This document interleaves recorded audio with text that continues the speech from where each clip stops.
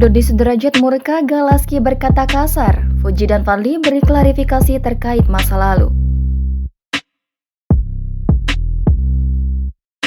Dodi Sudrajat belum lama ini dibuat geram dengan beredarnya video Galaski terdengar berkata kasar.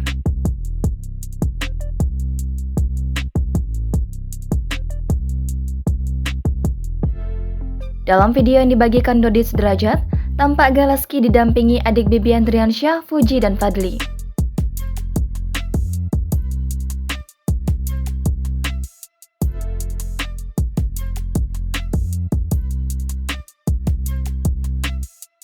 Galaski terdengar melontarkan kata kasar saat sedang memakan corn dog.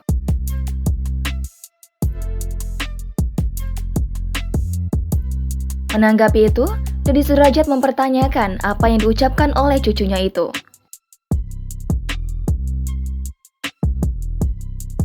Dalam live streaming yang sama, Fuji dan Fadly sempat memberikan klarifikasi. Rekaman live streaming itu diunggah ulang oleh akun Instagram @lambegosip. Menurut mereka, mendiang Vanessa Angel dan Bibi Andriansyah kerap mengobrol dengan kata kasar.